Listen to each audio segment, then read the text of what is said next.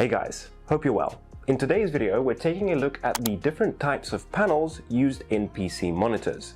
Now, as usual with these types of videos, I'm going to try and keep things as simple as possible and not overly technical to make them accessible for as many people as possible. And this comes with the cost of probably oversimplifying several things, just so you know.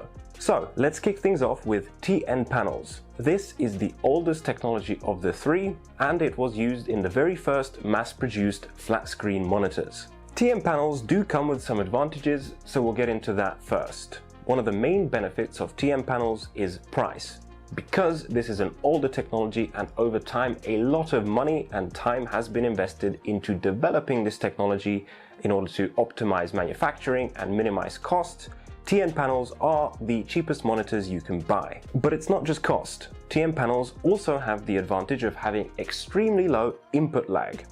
Input lag is the time it takes between your computer sending a frame to your monitor and your monitor actually being able to display that frame. You can see why this is an important consideration, especially for competitive gamers who will often win or lose a game based on a split-second advantage. However, VA and IPS panels are closing the gap when it comes to input lag, and you can now find many different gaming monitors based on both VA and IPS technologies. High refresh rate is another benefit of TN panels. However, both IPS and VA panels have again done a lot of catching up in this department over the last couple of years. Refresh rate is how quickly the monitor can refresh what is being shown on screen. This is again another important consideration for gamers because they want to be able to see as many of the frames their computers or consoles can produce as possible. However, having a high refresh rate is not just relevant for gamers, but for everyone.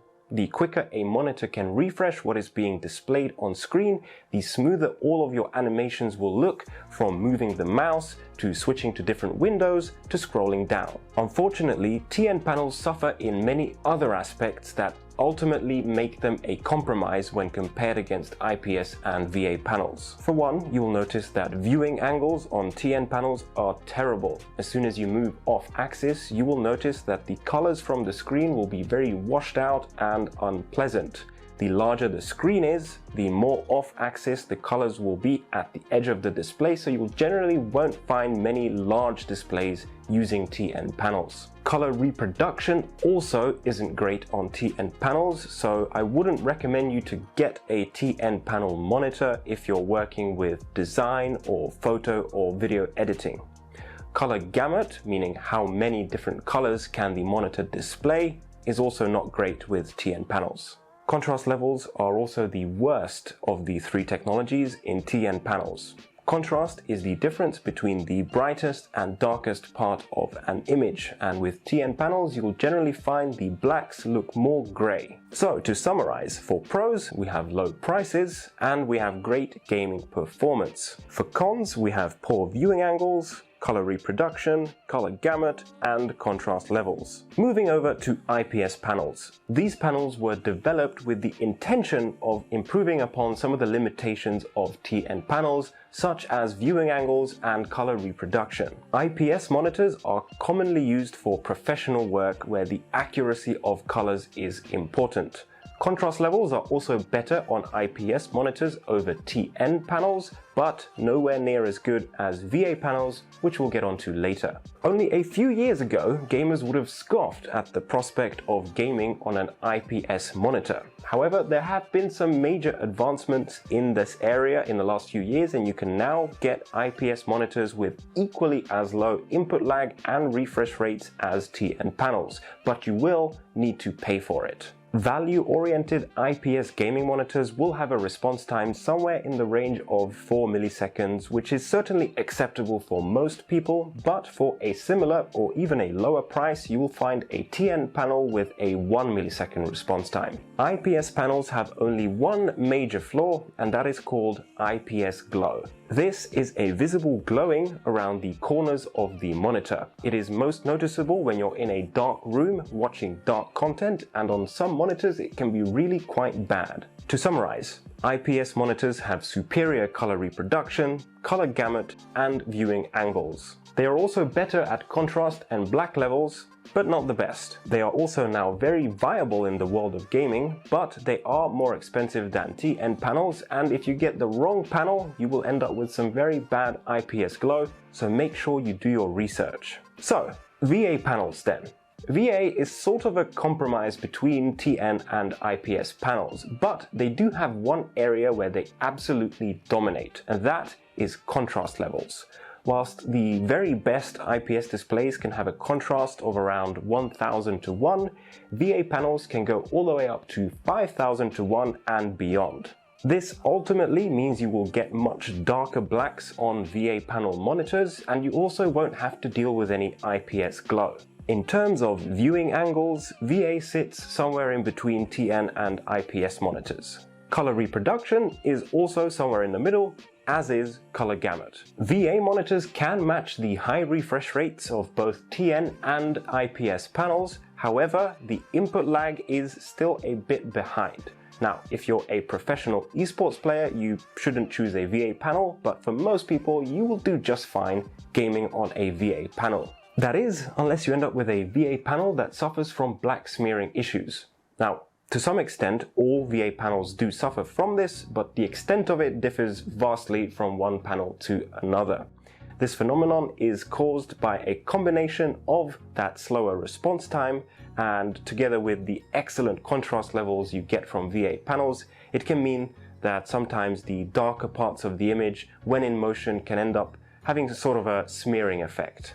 Here is an example taken on my new Huawei MateView GT, which is otherwise an excellent monitor, and I'll have a review of this screen coming soon, but this is something you should be aware of. Now, to some extent, you can fix this issue, or at least improve on it, by enabling an option on your display called overdrive. It could also be called something else. For example, on Asus monitors, it's called trace-free. Overdrive pushes your monitor's input lag or response time to its maximum. Now, you may be thinking, but if I have a monitor with a 2 millisecond response time, how can I possibly make that faster? And this is where most manufacturers get you. See, when they advertise their response time or input lag to be 1 millisecond, they are assuming that you already have this overdrive setting enabled and turned up to its maximum. The normal or default input lag is actually higher than what is advertised. Anyway, I feel like I'm getting off track. My point is that with overdrive, you can reduce the amount of black smearing you experience. Take a look here, a comparison between OD on versus OD off. But there is still another potential problem called overshoot. So I'll break this down as best as I can. LCD pixels, like the ones found in all of the monitors we are talking about today, often transition faster from some colors to other colors. For example, a monitor may transition from green to red in 3 milliseconds, but it may transition from green to another shade of green in 5 milliseconds. Obviously, this is just a generic example. Overshoot, also known as inverse ghosting, is when a pixel overshoots its final color value and then bounces back to its final color value. The end result is what looks to be a trail or a shadow which appears around moving objects, approximately the opposite color of the object it is surrounding. But why does this overshoot thing happen? It's because you are pushing the response time of your monitor to a level where it is actually too fast for the refresh rate of the monitor. So you'll need to find the right setting of overdrive, which is the best compromise between eliminating black smearing, but not so much overdrive that you start introducing overshoot or inverse ghosting. Now, if your monitor supports FreeSync or G-Sync, you may have the option to enable something called variable overdrive, which allows them to sync the level of overdrive according to the refresh rate of your monitor, and this should produce the best results. So, to summarize VA panels, which ended up getting way more complicated than I was hoping for, they have the best contrast levels out of the three. They have decent viewing angles, good color reproduction, and color gamut, although not quite as good as the best IPS panels. They have great refresh rates, but not the best input lag. They also do suffer from black smearing, and if you don't get the right overdrive setting, you may end up suffering instead from overshoot. The price will probably be somewhere in the middle between TN and IPS panels. So that wraps up the comparison. Now the ending bit did get a bit more technical than I was hoping for, but I just couldn't find a simpler way of explaining it. But if you do have any questions, let us know in the comments below and I will do my very best to get back to you. Also, do note that both VA and IPS panels will continue to improve as time goes along, whilst TN panels probably won't, because it is no longer commercially viable to keep investing time, money and resources into what is ultimately an inferior technology. So if you're watching this video a year or two from now, you might find that some of the limitations of IPS and VA panels I talked about are no longer true. Thank you guys so much for watching as always. If you enjoyed this video, please don't forget to leave a like as it helps my channel to grow. If you're interested in more tech videos like this one, press that subscribe button and I'll see you guys next time.